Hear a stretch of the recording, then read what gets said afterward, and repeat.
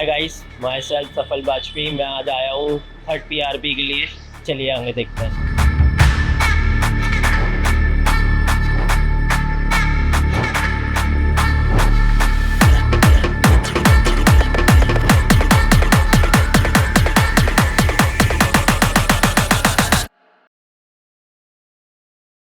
Hi my self सफल Vajpayee. Actually मेरा hair fall 2022 से स्टार्ट हुआ था, और जब लॉकडाउन अर्ली लॉकडाउन से स्टार्ट हुआ था, सेकेंड लॉकडाउन से, तो तब मेरे हेयर्स बहुत बड़े बड़े थे।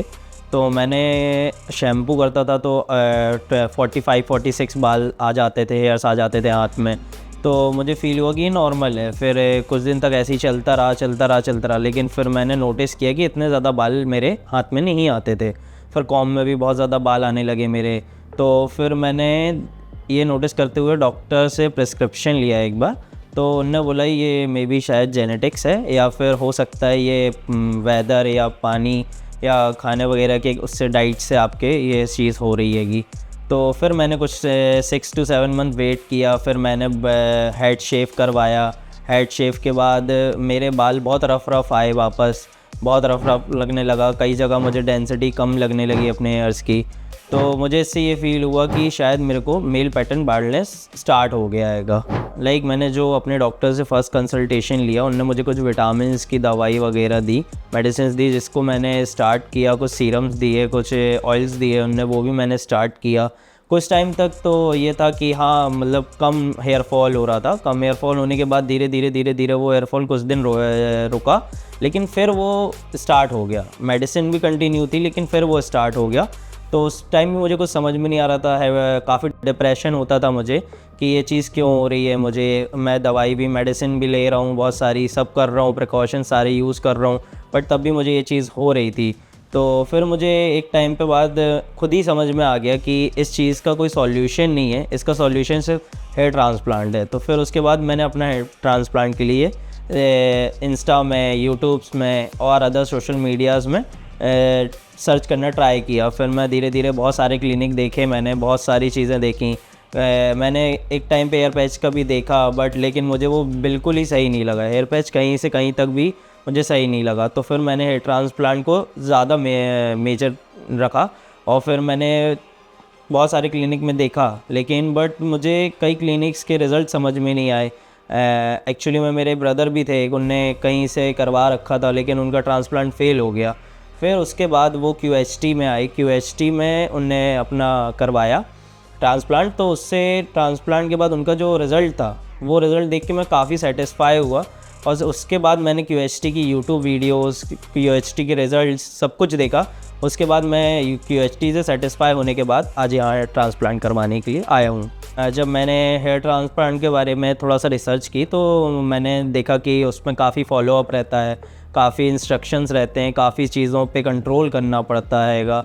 अगर आप अल्कोहल, स्मोक ये सब करते हैं तो इन सब कुछ भी बहुत कम करना पड़ता है, क्योंकि इन सब चीज़ों का भी काफ़ी डिफरेंस आ जाता है, काफ़ी आपके हेल्थ पे और हेयर्स पे इशू आता हैगा। तो इससे मुझे ये समझ में आया कि जब भी आप हेयर ट्रांसप्लांट करवाते हैं, तो हेयर ट्रांसप्लांट के लिए पहले आप तो अपने चीज़ों पे कंट्रोल करना पड़ेगा, फिर अपनी डाइट पे कंट्रोल करना पड़ेगा। कुछ अच्छी डाइट्स लेनी पड़ेंगी आपको हेल्दी फूड लेना पड़ेगा। और मैंने कुछ साइड इफ़ेक्ट्स भी देखे थे, बट मुझे इतना समझ में आया कि साइड इफ़ेक्ट्स इसके कुछ हैं नहीं। अगर आप इसकी केयर अच्छे से करते हैं, आप खुद अपने आप को थोड़ा सा कंट्रोल में रख के हर चीज़ को फॉलो करते हैं, जो भी आपके डॉक्टर्स हैं, जो भी आपको फॉलोअप देते हैं, तो अगर आप उनके फॉलोअप को लेके चलते हैं, तो आपके ट्रांसप्लांट को बहुत ही ज़्यादा सक्सेसफुल होने में कोई वो नहीं लगेगा कि आपको दिक्कत हो रही है कुछ भी, कि आपके हेयर ट्रांसप्लांट और जो पुराने भी हमारे बाल होते हैं जो वो भी अच्छे हो जाते हैं, उनकी रूट्स भी अच्छी हो जाती है। लेकिन डॉक्टर के प्रिस्क्रिप्शन के बिना हमको कुछ भी नहीं करना है ट्रांसप्लांट में। मैंने ये रिसर्च में काफ़ी ज़्यादा देख रखा हैगा। मैंने काफ़ी सारी कॉस्ट देखी हैं हेयर ट्रांसप्लांट में।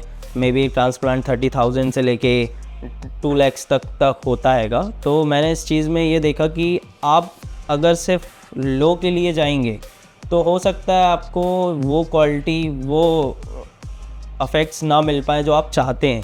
तो आप थोड़ा सा डॉक्टर को थोड़ा इस चीज़ में कंसल्ट कर सकते हैं कि क्या किस चीज़ के लिए बेनिफिट होगा, क्योंकि डॉक्टर्स को आपसे ज़्यादा केयर रहेगी आपकी। तो अगर डॉक्टर आपसे जो हेल्दी है जो भी बोलता है और जो भी करने के लिए वो पैकेज सूटेबल बताते हैं, वो थोड़ा सा फॉलो करने के लिए भी ज़रूरी है, क्योंकि वो अपने हिसाब से हमारी चीज़ों को डिस्क्राइब कर पाएंगे। हम अपने हिसाब से तो डिस्क्राइब नहीं कर पाएंगे, क्योंकि हमको चीज़ें नहीं पता कि हमको कैसा रिजल्ट आएगा, कैसा क्या आएगा, वो डॉक्टर्स को ही पता होता हैगा। तो इसमें मैंने काफ़ी चीप रेट्स भी देखे हैंगे, लेकिन मुझे समझ में आता है वो ट्रांसप्लांट के लिए बिल्कुल बेनिफिट्स नहीं है, क्योंकि चीप रेट्स देकर कई लोग ट्रांसप्लांट ख़राब कर देते हैंगे और इस चक्कर में कई लोग लो के लिए चले जाते हैं। तो मैं यही बोलूँगा कि आप लो के लिए मत जाइए। आप अपने जहाँ भी ट्रांसप्लांट करवाते हैं तो आप एक बार कॉस्ट को थोड़ा सा देखिए, कितने क्या रेट में आपके ग्राफ्ट्स आ रहे हैं, कितने क्या रेट्स में ग्राफ्ट्स नहीं आ रहे हैं। तो इससे ये होगा कि आपको समझ में आएगा कि क्या क्वालिटी यहाँ पे इशू रहते हैंगे। आप एक बार जैसे कि जो लो क्लिनिक से करवा के बैठे हैं उनसे भी आप एक बार बात करके देखिए, वो बताएंगे अपना एक्सपीरियंस कि उनका एक्सपीरियंस कितने ख़राब रहे हैंगे। मेरी बाल्डनेस जैसे मेरे क्राउन एरिया में आ चुकी थी और मेरी हेयर लाइन भी बहुत ज़्यादा कम हो चुकी थी, तो जिससे मैं एज अ स्टूडेंट हूँ, मैं एमबीए कर रहा हूँ और मुझे इसमें काफ़ी बुरा फील होता था कि जो मेरे साथ के दोस्त हैं, मेरे साथ के लोग हैं, उनके हेयर्स बहुत अच्छे हैं। जब हम वेल ड्रेस होते हैंगे, वेल यूनिफॉर्म में जाते हैंगे, और जब आपके हेयर्स ही आपको सपोर्ट नहीं करते हैंगे, आप कहीं भी कोई भी वेकेशंस में, कॉलेजेस में, क्लासेस में, कोई भी कॉलेज ट्रिप्स में जाएंगे, जब आपको बॉडी में बाल्डनेस दिखेगी, जब आप फ़ोटो क्लिक्स करवाने, वीडियो सीरियल्स के लिए जाते हैंगे, तो काफ़ी उसमें बुरा फील होता हैगा कि सब मजाक भी उड़ाते हैं कि टकला टकला बोलेंगे या बाल्ड बोलेंगे आपको।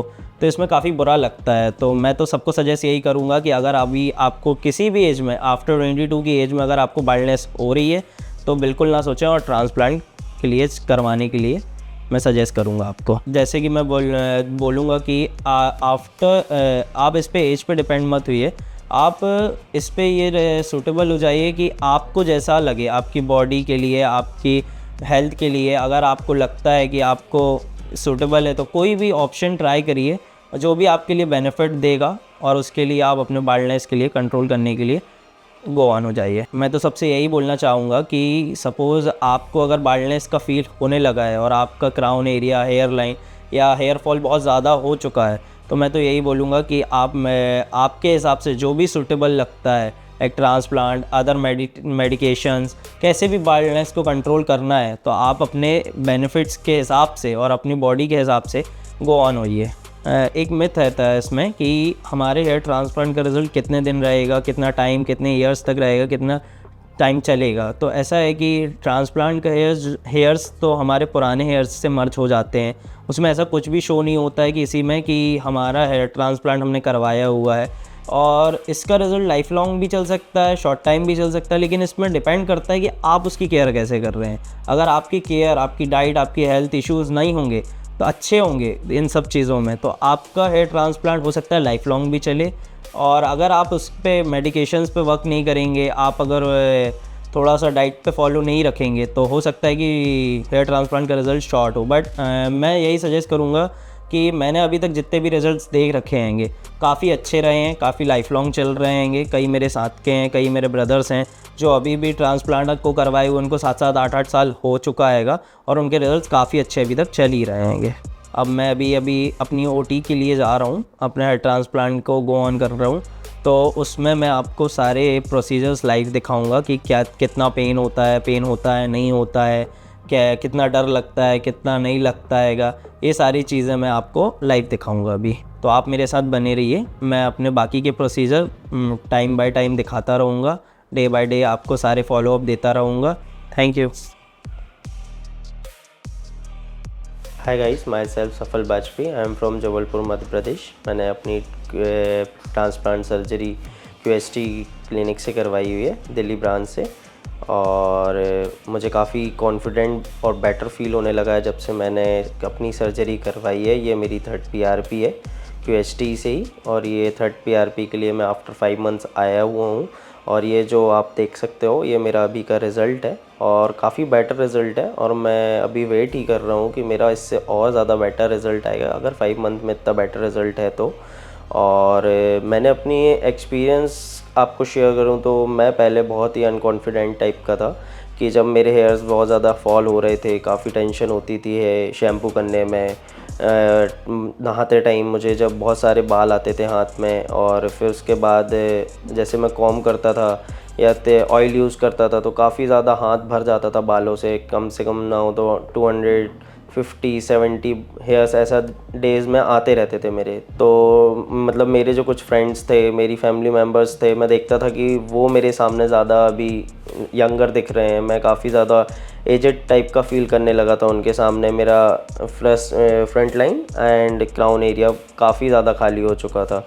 तो फिर मैं धीरे धीरे, पहले मैंने पैच का सोचा, फिर मुझे किसी ने अदर आइडियाज़ दिए कि छोटे बाल रखो, किसी ने बोला पैच यूज़ कर लो।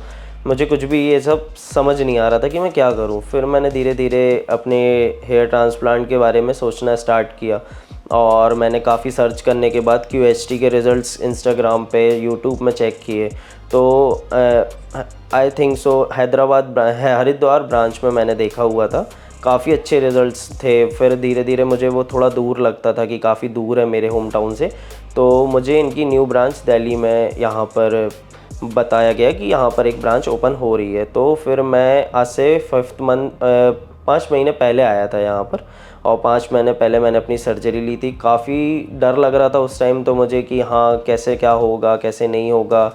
काफ़ी लोग डरा रहे थे, काफ़ी लोग बोल रहे थे कि ट्रांसप्लांट के बाद ये दिक्कत होती है वो दिक्कत होती है। तो भी मैं बहुत ज़्यादा क्यूरियस था, बहुत ज़्यादा टेंस था कि हाँ मेरे साथ क्या होगा क्या नहीं होगा। मैं यहाँ तक आया, एक तरह से ये पेनलेस सर्जरी थी और कुछ भी पेन नहीं हुआ। कुछ इसमें कुछ घबराने की बात नहीं है। इस वेरी लेस पेन जो सेकंड्स में ही होता है and then it goes away. और यहाँ पर आने के बाद जब मैंने नॉर्मली बेसिकली लोगों को देखा तो वो काफ़ी, कोई टेंशन नहीं थी, कोई परेशानी नहीं थी। मैंने काफ़ी लोगों से एक्सपीरियंस पूछा उनका कैसा है कैसा नहीं, उन्होंने बोला कोई प्रॉब्लम नहीं है, कोई पेन कुछ भी नहीं होता फील। तो मैंने फिर यहाँ डॉक्टर से कंसल्ट किया, डॉक्टर ने मुझे काफ़ी अच्छे से कंसल्ट करके सारी चीज़ें समझाई बताई, और जो भी मेरे क्वेश्चंस थे उनने मुझे बहुत अच्छे से समझाए कि क्या कैसी प्रॉब्लम्स को क्या कैसे हम उनको सॉल्व करना है। उसके बाद मैं अपनी सर्जरी के लिए आगे गया, सर्जरी हुई। फिर मेरी सर्जरी के टाइम पे मुझे मतलब बोलना चाहिए कि फील ही नहीं हुआ कि मैं हेयर ट्रांसप्लांट करवा चुका हूँ। मुझे ऐसा लग रहा था कि जस्ट मैं लेटा हूँ, जस्ट वो डॉक्टर अपना कुछ ना कुछ कर रहे हैं, और मुझे समझ ही नहीं आता था कि कोई सर्जरी टाइप की चीज़ हो रही है। बस हल्का सा पेन हुआ था मुझे एनेस्थीसिया में, उसके बाद मुझे कोई पेन नहीं, नथिंग, कुछ भी नहीं हुआ। मैंने ट्रेन ट्रैवल तक किया है उसके बाद, just train travel, metro travel सब किया है मैंने। उसके बाद मैं यहाँ से मेट्रो में गया, मेट्रो से फिर मैं अपने ट्रेन से अपने 900 किलोमीटर दूर अपने घर वापस गया था। तो मुझे कोई भी इशू नहीं हुआ, मुझे कुछ भी ऐसा सीन ही नहीं आया कि मैंने ट्रांसप्लांट करवाया हुआ है। और काफ़ी अच्छा और काफ़ी बेटर फील हुआ था QHT से, कि मैंने जिन जिन को अपना एक्सपीरियंस बताया है अभी तक का ट्रांसप्लांट का, जो भी मेरे सामने आए हैं जिनने ट्रांसप्लांट करवाया है, तो उनने मुझे थोड़ा ना थोड़ा कहीं ना कहीं उनका बैड एक्सपीरियंस बताया, बट मुझे यहाँ का एक्सपीरियंस काफ़ी बेटर लगा है।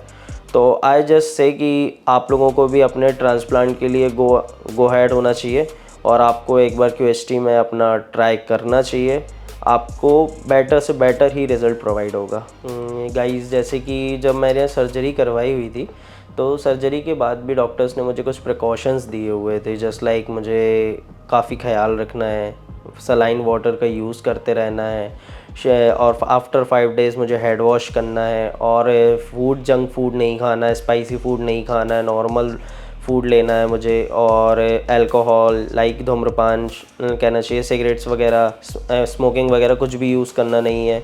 ये डॉक्टर्स ने काफ़ी ज़्यादा हाई मेंटेनेंस के साथ मुझे बोला हुआ था कि ये सब नहीं करना है हमको। मतलब ये नहीं कि सर्जरी एक बार कंप्लीट होने के बाद ये शो करना है कि नहीं हमारा सर्जरी हो गया है, अब हम अपने हिसाब से चल सकते हैं, ऐसा कुछ भी नहीं करना है। हमेशा डॉक्टर से बात करते रहें, हमेशा डॉक्टर से प्रिकॉशंस लेते रहें कि आपको कहीं भी सेंसिटिव चीज़ें आएंगी जो आपको डॉक्टर से कंसल्ट करना है। बहुत छोटी छोटी चीज़ें भी रहेंगी, वो भी आपको डॉक्टर से कंसल्ट करना है। आप ये नहीं सोचें कि शायद डॉक्टर नहीं बताएंगे वो, या आपको फूल समझेंगे कि इतनी चीज़ें भी आपसे नहीं आ रही। काफ़ी ज़्यादा सपोर्टिव स्टाफ है, काफ़ी ज़्यादा सपोर्ट करता है, दिन रात सुबह जब भी आप उनको कॉल करेंगे वो आपको बिल्कुल आपकी प्रॉब्लम्स का सॉल्यूशन देंगे। तो थोड़ा सा यही रखें कि आपको थोड़े से पेशेंस रखने पड़ेंगे, क्योंकि मैंने भी अपना जब ट्रांसप्लांट करवाया हुआ था मुझे फ़ील होता था कब रिज़ल्ट आएगा कब रिज़ल्ट आएगा। अभी भी मेरे को थोड़ा बहुत हेयर फॉल होता है या कुछ भी होता है तो मैं डॉक्टर को कंसल्ट करता हूँ, डॉक्टर मुझे बताते हैं कि क्या कैसे प्रॉब्लम आएंगी, क्या हो सकता है। तो इसलिए थोड़ा सा पेशेंस रख के चलना, अप टू 8 मंथ या 9 मंथ आपको बहुत बेटर रिज़ल्ट देखने मिलेगा। और मैं भी वही वेट कर रहा हूँ कि मेरा कितना बेटर रिज़ल्ट कब तक आएगा। जब मुझे ये सीन हो गया है कि मेरा 5th मंथ में इतना बेटर रिज़ल्ट है, काफ़ी लोग मुझे बोलने लगे कि यार अच्छे बाल आ गए हैं, अच्छा रिज़ल्ट आ गया यार। पहले बोलते थे कि अरे बाल नहीं आएंगे, ये बाल नहीं आएंगे, ये नहीं होगा, वो नहीं होगा, तुम परेशान रहोगे। लेकिन अब मुझे फ़ील होता है कि मेरा रिज़ल्ट बेटर से बेटर ही आएगा। और जैसे मैं अभी भी डॉक्टर से कंसल्ट करके ही अपने घर वापस जाऊंगा। तो आप बिल्कुल भी टेंशन मत लो, कोई भी परेशानी नहीं होती है। आपको जब डॉक्टर से मिलना है, जब आपको अपने रिज़ल्ट्स का कुछ भी डिस्क्राइब करवाना है, कुछ भी पूछना है, प्रिस्क्रिप्शन चाहिए, आप बिल्कुल फ़ोन कर सकते हैं, कॉल कर सकते हैं। QHT के स्टाफ काफ़ी सपोर्टिव होते हैं। तो थैंक यू गाइस।